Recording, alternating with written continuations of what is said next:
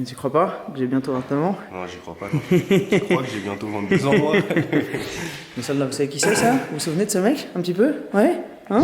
Allez mon gars!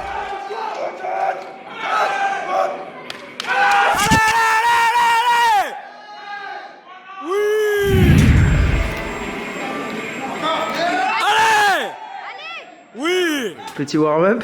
Vas-y, montre-nous comment tu fais les épaules. Mes soldats, merci encore une fois de m'accorder votre précieux temps et bienvenue dans cette nouvelle vidéo. Aujourd'hui est un jour extrêmement spécial. Nous partons pour la rencontre de fin d'année de notre formation Bayesian Bodybuilding. On s'entraîne pour une fois le matin, une fois n'est pas coutume, alors que d'habitude on s'entraîne en début d'après-midi pour la bonne et simple raison que l'après-midi va être tellement chargé qu'on ne pourra pas s'entraîner cet après-midi et que ce soir, il y a, comme vous allez voir, une petite surprise cerise sur le gâteau de cette rencontre qui fait qu'on est obligé de s'entraîner aujourd'hui absolument. Donc on va essayer de ne pas être ridicule devant Axel et ses énormes 250 au squat. Bah, à skip, mais bon. À skip. Avec un petit front squat dont vous allez me dire des nouvelles.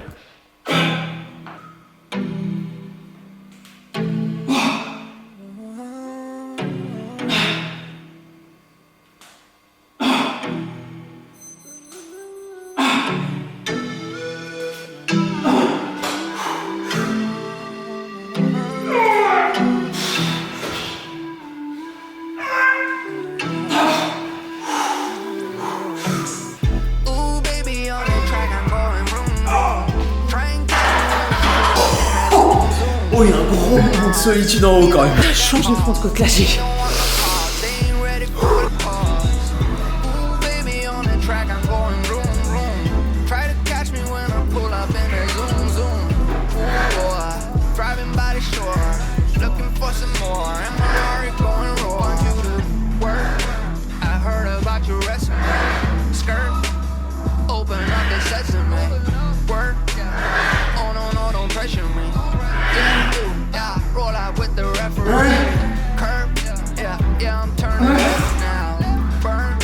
Allez mon gars.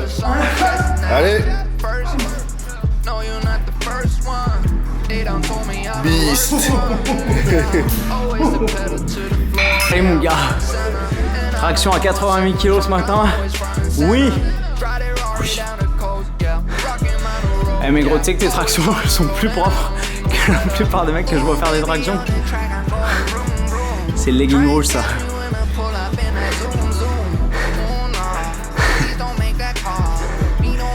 Back pump de ouf. Ça, tu peux plus gratter les oreilles là. Celui-là il est breveté Bayesian Bodybuilding, le Bayesian Flag. Appui dorsal, scapula rétracté et fixé dans le banc.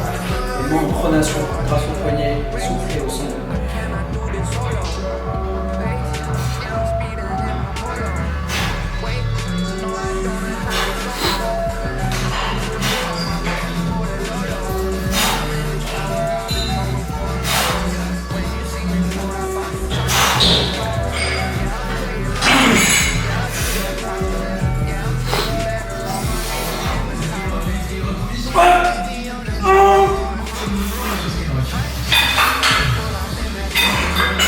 Pourquoi la poulie plutôt qu'aux haltères? Tout simplement parce que contrairement aux haltères, grâce aux poulies, vous avez une tension continue, alors qu'aux haltères, il y a toute la tension qui est maximale en bas dans la position la plus fragile pour l'épaule et aucune tension en haut. Et en plus parce que justement le fly aux haltères, mais avec en plus l'épaule en rotation, l'articulation de l'épaule dans une position extrêmement compliquée et extrêmement dangereuse, avec une tension et un poids maximum en bas, alors que là avec les poulies, vous êtes énorme. Ok mes soldats, entraînement terminé, nous sommes partis direction Vincennes, direction le Garage Club, une salle génialissime, réservée tout spécialement pour l'occasion. Ça va être extrêmement lourd de pouvoir retrouver tous les élèves et de partager ce super moment. Je vous retrouve tout à l'heure.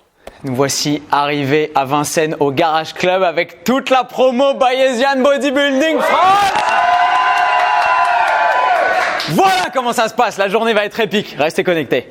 Ok, merci à tous d'avoir fait le déplacement, merci infiniment d'être là aujourd'hui. C'est un immense plaisir pour moi et pour Nevin de vous accueillir ici dans cette salle qui s'appelle Menno Henselman et qui vous a fait un petit message personnalisé. Bonjour mes amis français, ça va? Yeah, it's about the extent of my French, so I'll switch to English now, which is also why the course is held by Antoine and Nevin. But if they're not doing a good job, I'm the guy you can complain to. and I will beat them with a baguette. Eh? So I trust they're taking good care of you though. I've already heard a lot of good reviews and understand you're now at the meetup for the course. Unfortunately, I could not be there because I am now in Sao Paulo, Brazil, but I hope you guys really enjoy it. Au revoir.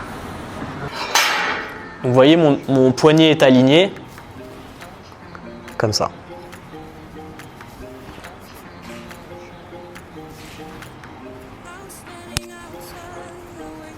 Hop, et j'ai fait mon entraînement d'épaule pour la journée.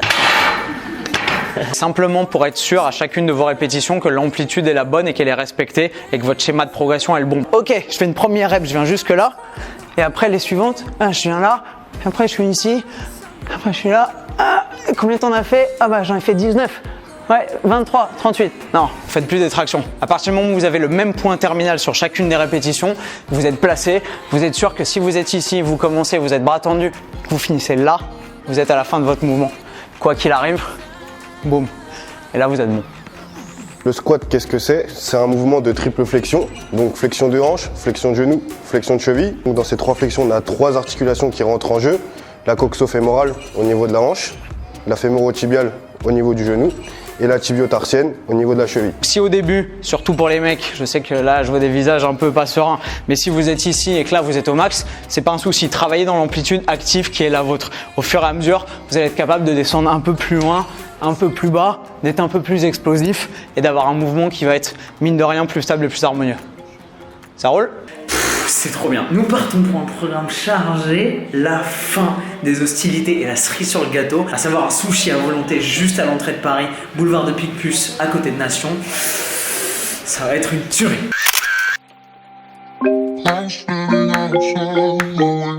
Je me présente et tout, je dois me présenter. Ce que j'ai beaucoup apprécié, c'est le contact très humain de Antoine et Nevin. Pourquoi j'ai choisi Bayesian Bodybuilding? Tout d'abord vraiment pour le côté scientifique des informations qui étaient proposées par la formation afin de pouvoir derrière apporter le meilleur dans mes coachings à mes clients. Je peux que remercier Meno, Antoine et Nevin de leur travail, vraiment génialissime. Grâce à cette formation, j'arrête de croire que, j'arrête de penser que et je peux enfin affirmer que. Pour moi, c'est une formation qui change beaucoup de la mentalité. On est beaucoup dans la curiosité, d'aller rechercher, vraiment faire nos propres recherches. Elle a décalé son avion du coup? Oui. Elle a décalé son avion pour nous, mesdames et messieurs. C'est magnifique. Parfait. Alors la principale chose que la formation m'a apporté, c'est qu'elle m'a fait réaliser que en fait, quelque chose que je pensais savoir était totalement faux. La majorité de ce que je savais sur la nutrition, sur la musculation était basé sur des mythes, sur ce qu'on entend à droite à gauche. Et en fait, c'était majoritairement des bullshit. Ça m'a vraiment donné envie. C'est la seule formation qui m'a donné envie d'aller plus loin dans ce que je connaissais déjà. Et j'ai découvert plein de choses. Et du coup, je vous le conseille fortement. C'était Prana. Bonjour à tous, je m'appelle Raphaël. Hello, moi c'est Lisa. Mon principal critère dans la formation que je recherchais, c'était de pouvoir le faire à distance parce que je bosse et que ça soit vraiment quelque chose de qualité qui casse un peu les mythes et qui soit basé sur les études scientifiques. Ça tombe bien, Bayesian, ça réunit ces deux conditions-là. Oh putain, oh putain, oh putain. Ah là, tu fais le service pour tout le monde ou quoi? Ouh, ça a l'air pas mal. Ouh, ça a l'air pas mal. Oui. Merci. C'est tout ça pour toi? Regardez-moi ces petits gros des bois là. Regardez-moi ça. Bonne nappe, les salauds. Bon, comme vous le voyez, les choses se passent plutôt bien. On est 38 dans le resto, donc on a littéralement pris d'assaut le sushi à volonté. Ça va être un repas qu'on n'oubliera pas de sitôt, à mon avis. Maki chocolat banane, c'est comment? Bon, après 75 kg de maki, sushi et sashimi en tout genre, on vient de m'offrir des bonbons et des œufs de Pâques. Voilà, Suisse, des œufs de Pâques de chocolat suisse.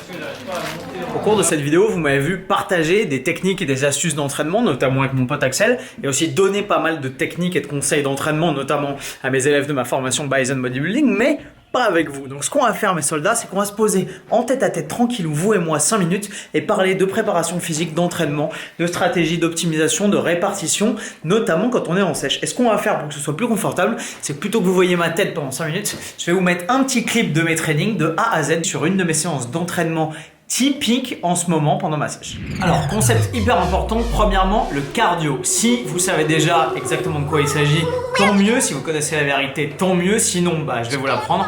Le cardio n'est absolument pas,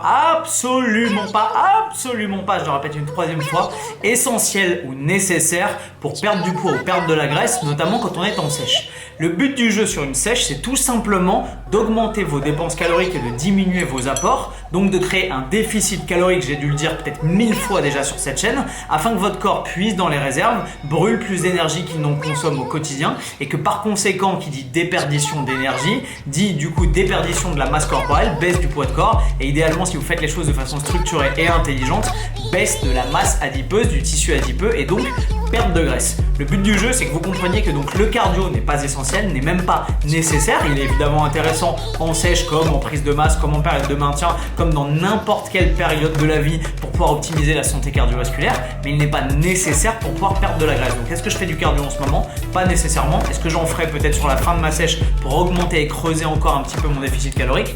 Peut-être. Pour l'instant, entraînement classique. Mon entraînement, je vais vous le dire, mais c'est extrêmement important, ne change pas que je sois en sèche ou que je sois en maintien ou en prise de masse. Si jamais je pars sur une phase d'optimisation et donc de prise de masse, là, dans ce cas-là, probablement que j'augmenterai un petit peu mon volume total d'entraînement, mais en tout cas, le volume idéal ne diminue pas quand vous êtes en sèche. Pareil pour les techniques, regardez cette vidéo, vous allez comprendre, cet entraînement a été réalisé la semaine dernière. D'ailleurs, je porte le petit hoodie de la collection Gymshark et Steve Cook, vient juste de sortir, j'espère que vous avez pu vous en choper un.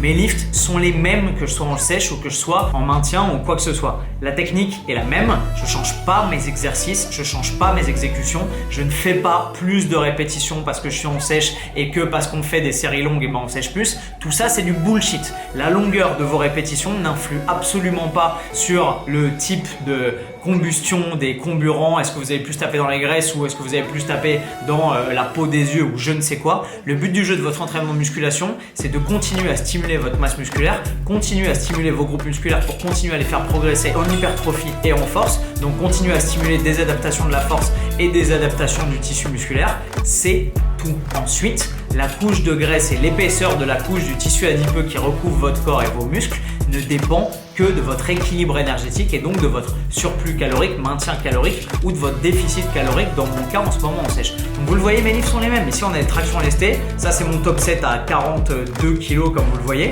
Et ben c'est pas parce que je suis en sèche que je fais pas de traction lestée lourd et de mouvements explosifs. Vous m'avez vu faire du squat à quasiment 105 ou 106 kg sur le clip juste avant, de l'OHP, c'est des mouvements lourds, des mouvements polyarticulaires, tout ça est très corrélé avec une logique de prise de masse, de développement de la masse musculaire quoi qu'il arrive. Évidemment, plus vous allez être avancé et plus vous allez avoir un apport calorique qui va être réduit à cause de la sèche, plus ça va être difficile de continuer à progresser en force parce que forcément votre corps est un peu à la ramasse et donc les adaptations sont moins facilement que si vous avez absolument tous les nutriments dont vous avez besoin pour créer des adaptations positives, mais ça ne vous empêche pas de vous entraîner de la même façon. Qu'on change un petit peu sa sélection d'exercices sur la fin, je comprends. Si on se sent extrêmement fatigué, qu'on est vraiment à la ramasse pour une compétition par exemple et qu'on se dit ouais je le sens pas de faire encore du squat lourd ou du deadlift lourd et je vais changer pour des alternatives un peu plus sûres pour minimiser mon risque de blessure et continuer à stimuler ma masse musculaire et à créer de l'hypertrophie et de la force, c'est parfait à la limite, mais là à mon niveau, pour le niveau de sèche que j'ai pour mon shoot, ça n'est absolument pas nécessaire de tout adapter et de ne faire plus que des séries de 20, de 30 ou 50 et de faire plus que du leg extension et plus de squat, de faire plus que du tirage ou du lat prayer à la poulie et plus de traction lestée, absolument pas. Donc vous voyez, mon entraînement ne change pas, c'est la base. Le but n'est simplement que de recruter vos muscles et de continuer à progresser. Progressive overload, surcharge progressive. Continuez à progresser sur vos lifts, continuez à progresser sur vos exercices. C'est la meilleure façon de vous assurer que votre masse musculaire sera conservée, éventuellement développée si vous êtes encore à un niveau débutant ou faux débutant et que vous allez pouvoir avoir une esthétique physique parfaite à la fin de votre sèche. C'est ça le but du jeu, c'est ça qu'on veut et c'est pour ça que je m'entraîne comme ça et que vous devriez faire pareil. Voilà mes soldats, pour ce qui est des paramètres d'entraînement, de la fréquence, de la répartition, de pourquoi est-ce que je m'entraîne en full body plutôt qu'en split sur un split de bro par exemple. Tout ça, tous les principes sous-jacents qui structurent et organisent la répartition de mon entraînement viennent de ma formation. Évidemment, si toutes ces questions vous intéressent, vous le savez, aujourd'hui démarrent les inscriptions pour notre deuxième promotion Bayesian Bodybuilding. Le lien sera en premier lien de la description de la vidéo. Si vous voulez vous inscrire, rejoindre les rangs et la très grande famille Bayesian Bodybuilding, ce sera avec grand plaisir qu'on vous accueille. Les cours commencent dans un mois, le 19 mai. Cliquez ici, inscrivez-vous et on s'occupe de tout. Merci infiniment de m'avoir consacré votre temps et d'avoir suivi cette vidéo. Comme d'habitude, si vous avez des questions ou des commentaires à me faire, mettez-les moi juste ici en dessous des pouces bleus de la vidéo. Et je vous retrouve quant à moi, vous le savez, dans une prochaine avec le sourire comme d'hab, plus fort et plus fit. Bam.